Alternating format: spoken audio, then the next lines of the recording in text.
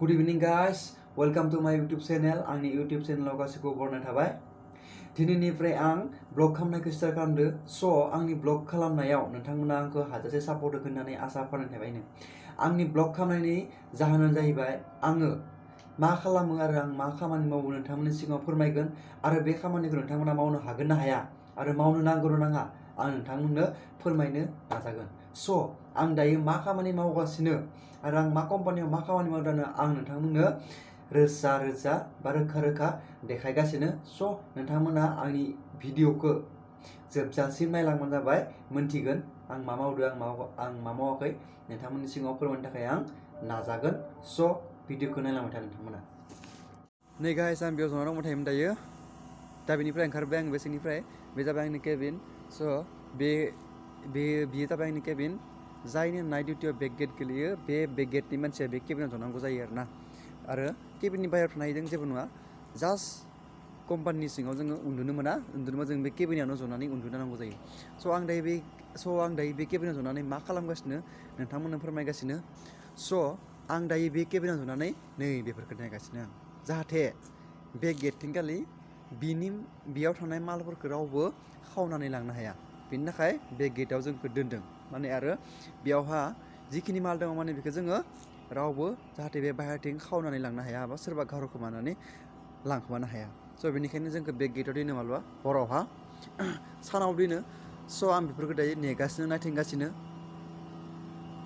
थ' नोंथांमोना मिथिखाबाय जानांगौ नेनाय खामानिया मा, आंनि खामानिया मा, आं दायो मा डिउटि मावगासिनो नोंथांमोना गासैबो मिथिखाबाय। स' गाइस आं दा मा डिउटि मावगासिनो नोंथांमोना मिथिखाबाय जानो हागौ, नङा होमबा? आंनि डिउटिया जाबाय सिकिउरिटि आरो आं मा मावो नोंथांमोननो खिन्थागासिनो। आं गुवाहाटि आमिनगावआवहा सिकिउरिटि मावो आरो आंनि सिकिउरिटि मावनायनि कम्पानिया जाहैबाय इमामि लिमिटेड, माने इमामि LTD मावो आमिनगावहा। स' आं बे गेटआवल' काम मावा, मेन गेटआवबो थायो माब्लाबा माने साननि डिउटियावहा, हरनि डिउटियाव बांसिन बे गेटआव गोलैयो। स' आं दायो बे गेटआवहा खालामना मा खालामगासिनो, मा मावनांगौ मा मावनो नोंथांमोननो खिन्थाखाबाय नङा होमबा? आङो बेखिनि जाबोरखौ नेनांगौ जायो हरावहा, जाहाथे रावबो खावना लांनो हाया। आरो लोगोसे जोङो हरनि 10टायाव खनसे राउन्ड मारनांगौ जायो, आरोबाव हरनि 11टायाव खनसे राउन्ड मारनांगौ जायो, 3टा बाजियाव खनसे राउन्ड मारनांगौ जायो। स' आं दा राउन्ड मारिनानै थांगासिनो, नोंथांमोन देखायगासिनो राउन्ड मारिनो थांगासिनो आं गाइस, नोंथांमोन देखायगासिनो आं राउन्डखौ जों माबायदि मारियो आरो फुललि जोंनि इमामि कम्पानिया बेसेबां गोजान आं देखायगासिनो नोंथांमोननो। हेल' गाइस, बेनो जाहैबाय। हेल' गाइस, आं दायो राउन्ड मारिगासिनो। स' जों राउन्डखौ मारिनांगौ जायो। दायो आं राउन्ड मारिनो थांगासिनो गाइस। बेफोर जाबाय नै वार्कारनि बाइक, वार्कार आरो स्टाफफोरनि। बे जाबाय आन्डरनि पेन, बेयाव माल होरि बोख्लायो जोंहा।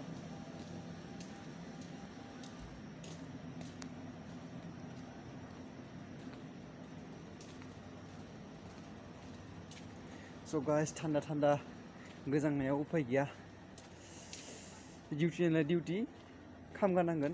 गोजांबाबो गरमबाबो उफाय गैया, डिउटिखौ मावखानांगौ जायो। उन्दुनो ओंखाराबा ओंखारनो मोना गाइस, मा खालामनो आरो दुखिया जिबन लाना फैदो जेब्लानो।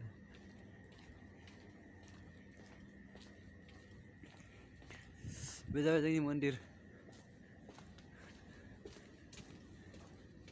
एसेबांबो गिदिर नङा जोंनि कम्पानिया, मिडियामनिसो, थेलेबलेब नायथावथाव, बाथोन देना जाथावथाव गाइस। इसोरबो सयथिबो गोजांदो।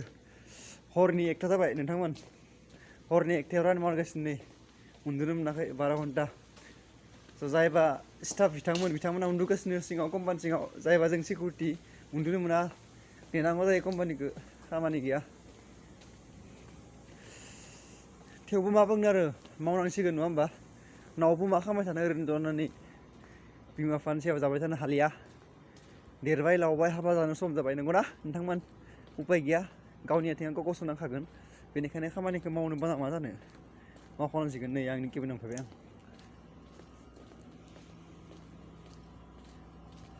नै बेयाव थायो मानसि सेस उन्दुजोब्बाय, बेनि मानसिफ्रा गैला। नै आं गावनि केबिनाव फैलायबाय। स' हेल' गाइस, उपाय गैया, गोजांनाय बोथोरावबो डिउटि मावनांगौ जादों नङा होमबा?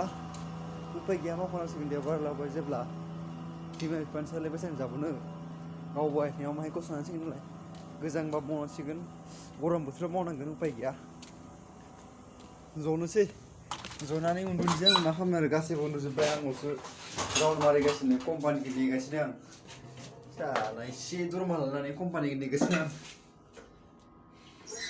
स' गाइस आंनि ब्लग खालामनायाबा आंनि भिडिअ खालामनाया दिनै फार्स्टमोन स' बेनिखायनो नोंथांमोना आंनि भिडिअखौ इन्टारेस्टिं नाङाबो जानो हागौ नाथाय नोंथांमोना साबस्क्राइब खालामनानै आंनि चेनेलखौ मानोना आं गोबां बाथ्रा बुंगोन नोंथांमोननो आं फरायनायनि सायाव बुंगोन नोंसोरो खामानि मावनो नांगौ नाङा माने कम्पानिनि सिङाव खामानि मावनो नांगौ नाङा बेफोरनि खोथानि सायाव आं बहुत फोरमायनो दङ बेनिखायनो नोंथांमोना आंखौ सापर्ट खालाम स' आंनि भिडिअ बनायनायनि फार्स्टखाय नोंथांमोना आंनि भिडिअखौ मोजां मोनाबो जानो हागौ थेवबो नोंथांमोना आंनि भिडिअखौ नायनो सेस्था खालाम स' दिनै फार्स्ट आं बेखिनियानो फोजोबथ'नाय भिडिअखौ स' गुड नाइट गाइस नाथाय नोंथांमोना बावनो नाङा दे आं भिडिअखौ हगारा आं भिडिअखौ बानायबाय थागोन आरो नोंथांमोननो गोबां बाथ्रा बा गोबां एम्सनि खोथा बुंगोन माने जों बेफोरबायदि खामानिखौ मावनो नांगौ नाङा मावथावना नंगौना नङा बेफोर खोथाखौ आं नोंथांमोननो फोरमायगोन स' गुड नाइट गाइस माबाफोर गोरोन्थि जादोंबा निमाहा हो